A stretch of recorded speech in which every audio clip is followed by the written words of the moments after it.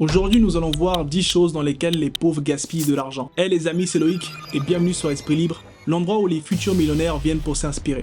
Le but de cette vidéo est de mettre en avant les erreurs que vous faites dans votre vie quotidienne, qui vous empêchent d'aller de l'avant, surtout dans le domaine financier. Nous avons toujours l'impression que la majorité des gens ont une vision claire de la destination de leur argent, mais ce n'est pas toujours le cas. Si vous êtes nouveau ici, n'oubliez pas de vous abonner et comme toujours, j'ai une petite question pour vous. Selon vous, quel est le comportement le plus dévastateur qui nous empêche d'atteindre la liberté financière? Allez, sans plus attendre, voici 10 choses dans lesquelles les pauvres gaspillent de l'argent et qui les empêchent d'avancer dans la vie. Numéro 1, l'autorisation de découvert. L'autorisation de découvert est la dernière chose à laquelle les pauvres devraient toucher. C'est comme s'enfoncer de plus en plus profondément dans un trou dont on ne pourra jamais sortir. L'autorisation de découvert, c'est à la base utilisé pour une dépense imprévue et temporaire. Mais à partir du moment où vous vous endettez, vous ne travaillez plus pour vous-même. Votre vie n'est plus vraiment la vôtre, tant que cette dette n'est pas remboursée. Les pauvres utilisent leur autorisation de découvert pour le dépenser dans les achats de la vie courante, comme si c'était normal.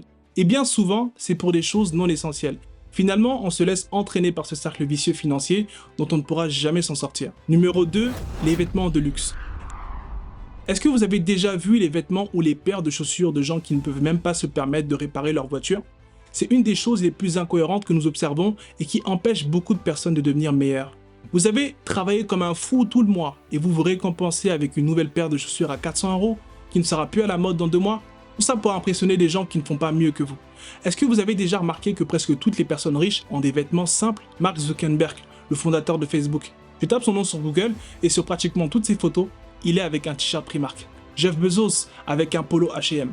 C'est une question de priorité. Réparez d'abord votre vie et ensuite vous allez pouvoir vous faire plaisir. Vous allez pouvoir faire ce que vous voulez avec votre argent. Au lieu de le jeter par la fenêtre, commencez à réparer vos fenêtres. Numéro 3, achat impulsif.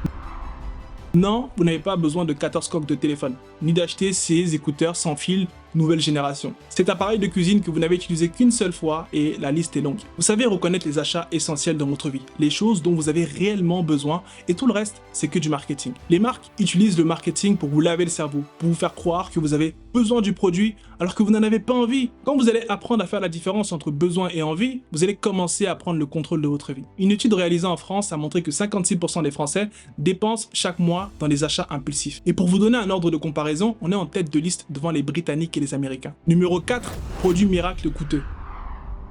Il vous a fallu 10 ans pour avoir ce ventre. Est-ce que vous pensez vraiment que vous pouvez perdre 50% de votre poids en 3 heures avec un thé miracle juste parce que cette influenceuse de 20 ans au ventre plat en parle sur son compte Instagram? Les personnes super musclées que vous voyez dans toutes ces vidéos, ce sont des coachs sportifs et leur travail consiste à s'entraîner 7 heures par jour, tous les jours. Francis Ngannou tape des gens pour vivre, l'influenceuse fait des promotions pour vivre et les coachs sportifs se musclent le corps pour vivre. Je vous encourage donc à rester raisonnable pour ne pas jeter votre argent sur des produits dont l'efficacité est douteuse juste parce que c'est bien vendu. La meilleure manière de retrouver la forme est déjà d'assumer le fait que vous devez changer, le fait que vous n'êtes pas en forme et que vous devez faire quelque chose pour que ça change. Vous allez faire attention à votre alimentation et marcher ou courir de temps en temps. C'est tout ce qu'il y a à faire et vous n'avez pas besoin de dépenser un seul centime. Vous n'avez pas besoin d'un produit miracle, vous avez besoin de travailler sur votre état d'esprit. Numéro 5, porte-bonheur ou objet spirituel. Ce qui est ironique, c'est de voir les gens qui ont peu d'argent le dépenser dans des porte-bonheur ou des pierres aux propriétés magiques qui sont censées apporter plus de richesse dans leur vie. Vous savez ce qui vous rendrait 50 € plus riche? C'est de ne pas dépenser ces 50 € dans des pierres et remèdes mystiques. Aucune potion magique ni porte-bonheur ne possède la capacité de remplir votre compte en banque. Ne vous trompez pas de direction. Si vous pensez réellement que ces pierres ont un réel pouvoir, ceux qui les vendent sont-ils milliardaires? Sûrement pas. Et s'ils sont riches, c'est bien grâce à votre argent et non grâce aux pierres qu'ils vous vendent. Je sais que ce que je suis en train de dire ne va pas plaire à certaines personnes, mais les doués d'intelligence comprendront. Numéro 6, la maladie. Je vais vous donner un exemple. Une maladie, c'est comme un feu qui ne cesse de grandir. Plus tu l'ignores, plus il grandit. Et plus il fait des dégâts dans ta vie. Tu ne veux pas aller chez le dentiste pour réparer ta carie? Ok. Dans 5 ans, tu devras payer pour un implant dentaire. Tu ne veux pas payer pour un bilan de santé? D'accord.